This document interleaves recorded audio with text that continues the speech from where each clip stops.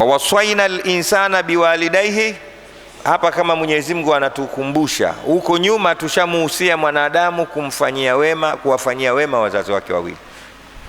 Yale maneno mengine ya ziada, mimi na wewe na mwingine yoyote maadamu ni watu, tuna wajibu wa kuwafanyia wema wazazi wetu wawili.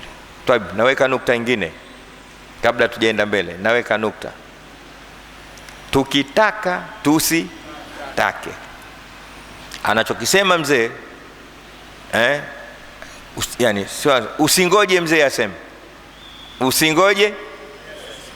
Turudieni kwa pamoja, usisubiri mzee akwambie. Kama vile yeye hakusubiri wakati wa utoto wako umwambie. Akiamka tu anajua Walidi ana haja ya kula, Walidi ana haja ya kuvaa, Walidi ana haja ya maisha bora kwenye tiba na elimu na kadha na kadha. Na wewe ukishafika wakati wako usingojee mzee aseme. Ndo alhusna. Mnanielewa nadhani? Sisi watu wengi hatufanyi husna, tunafanya taa, tunatekeleza, tunafanya kitu kinaitwa al-imtithal. Al-imtithal ni kuyafanya yale maneno aliyokuambia uyafanye mzee wako. Ile inaitwa anakuambia asubuhi, baba nimeamka sina hela leo. Umeshakosea wewe hapa, ukufanya husna. Utakapompa hela baba yako, hapo sio husna, hiyo ni al-imtithal. Sisi tunachotakiwa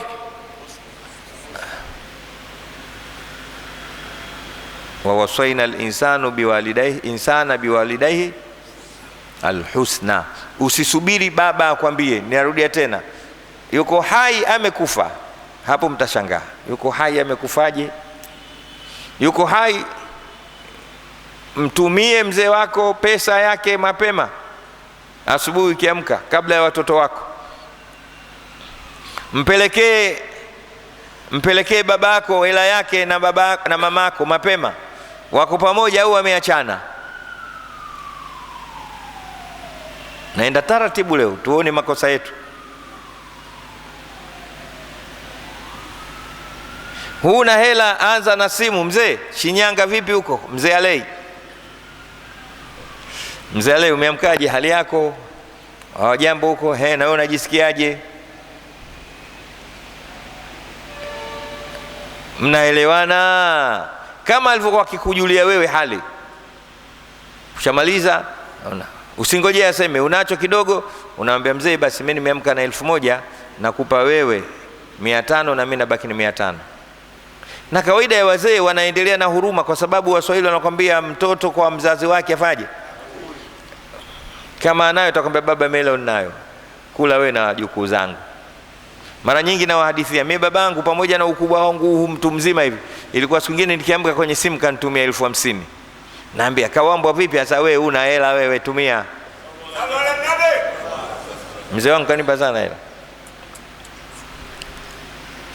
na yeye alikuwa maskini tu, lakini kwa siku anakumbuka huyu Walidi huyu na Udarweshi huyu na hela huyu, najikuta 30,000.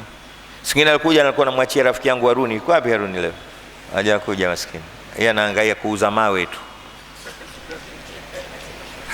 Anakuja pale anamwambia Haruni, jamaa yako huyu anapiga kelele, tunamsikia huko darasa, hajui kama atakula nini, utampa 30,000 yake hii. Nikwenda pale naipata kwa Haruni. Nilikuwa na rafiki yangu mmoja ni rahmatullah alayhi, Sheikh Thabit Kitwana, nilikuwa nampa hela hizi, mpe Sheikh hizi. Mpaka Thabit akamwambia sasa niachie mimi. Niachie mimi. Mungu awarahamu wote. Mzee yeye hana tabu, mzee watu wazima. Mtoto kwa baba yake hakui, mtoto kwa baba hakui, mtoto kwa mama. Lakini wewe usisafiri na hilo, safiri na maagizo aliyokupa nani? Allah subhanahu wa ta'ala, wawasaina al-insana biwalidayhi. Ukiamka asubuhi dili na mzee kwanza, sio watoto, sio. Ukitekeleza hilo, maisha yako yanakuwa mepesi duniani na akhera. Wallahi nawaambia tena, maisha yanakuwa magumu, hujui unapokwenda, hujui unaporudi, hujui unachokula, hujui unachofanya, kwa sababu umesahau wazee kijijini. Mpaka akupigie simu, ndugu yangu umekosea, Usisubiri akupigie simu, mwanze wewe. Mzee anakuwa na haya sana, wachache wanakuwa wakorofi, lakini wengi wao za anakuona kama kakuzaa leo bado. Sasa wewe usichukue ile huruma yake, chukua wajibu wako kutoka kwa Allah subhanahu. Mnanisikia hivyo ndugu zangu?